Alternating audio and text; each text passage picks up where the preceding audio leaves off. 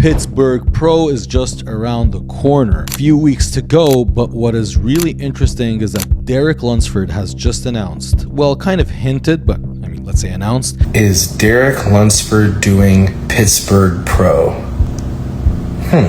That he will be competing, and that means we are going to see a new version of Nick Walker. Nick Walker's looking for revenge, looking for redemption on what has happened, skipping the Olympia, and Darek Lunsford is looking to settle the score once and for all. Let's give a little preview and sneak peek at what we are about to witness at the Pittsburgh Pro. This is Darek Lunsford versus Nick Walker.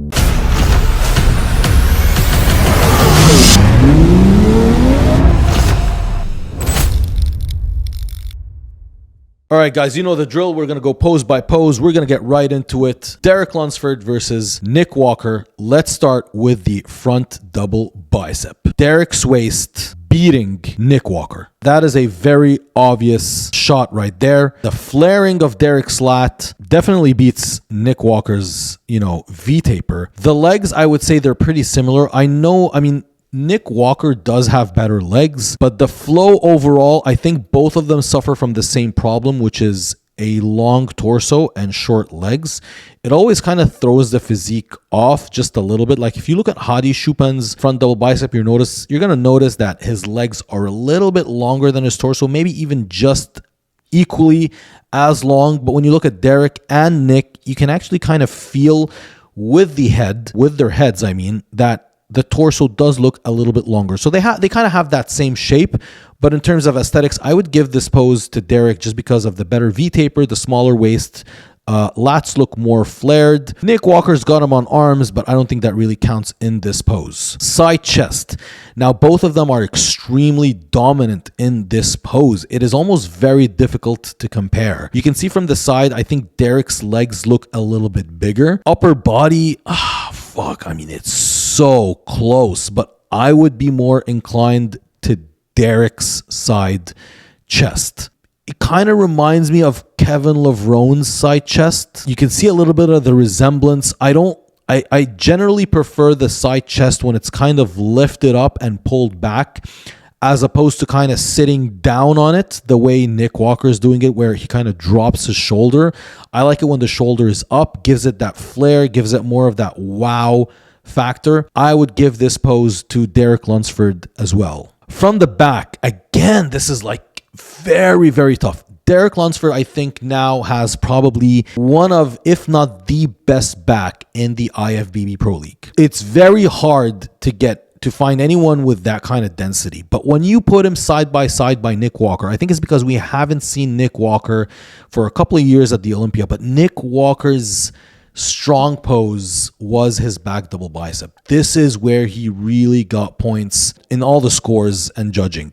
It has a bit more of a drier look than Darek's. I think they're both very, very close in size. Even the delts are very similar. I think maybe Nick Walker has a little bit more peak, not a little bit, a significant more peak in the biceps. But other than that, it's fucking equal. I can't really choose which is a better back. I'm like, just a tiny bit, maybe Darek Lunsford has a little bit more width, and I'm just like really nitpicking here. When we look bottom down, I would give this one to Nick Walker. Nick Walker has those ridiculously thick hamstrings, ridiculously thick calves, and so I would give this pose to Nick Walker. So we got Darek, 2 front double bicep, side chest. Nick Walker takes the back double bicep. Okay, now here is where Darek's back shines. Back lat spread, absolutely flaring. Boeing 707 looks ridiculous.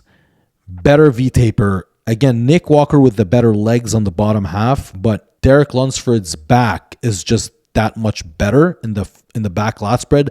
I'm giving this one to Darek, so we got Darek 3-1 for Darek. Front lat spread. I'm looking at Darek. Nick looks a little bit more narrow, but with the legs, looks a little nastier, like the legs on Nick Walker. But fuck, again, the upper body, it's very difficult to beat Darek in certain poses where his lats really show off and dominate.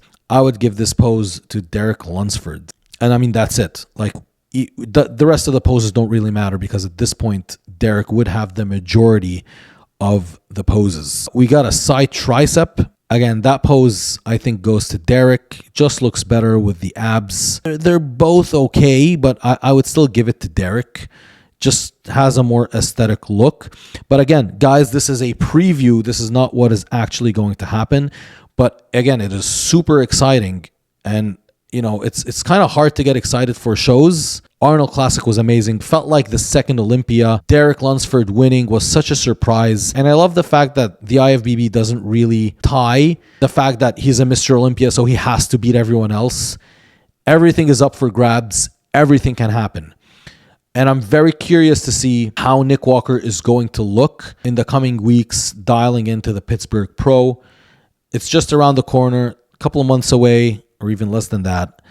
And we're going to have like a nice round 2 Olympia, or we're going to have like an Olympia the way it should have been. I think Samson is doing it as well. Krizo is looking insane, but we're going to do a separate video on that. So please subscribe to the channel for customized programs. I do them myself. There's no apps. There's no assistance involved. That's why it takes 2 to 3 weeks to make. Just go to the website, visit it, just see what's up there. You know, for future references, if you're looking for a program, I'm probably cheaper than all the rest of the American guys. And we'll see you on the next episode.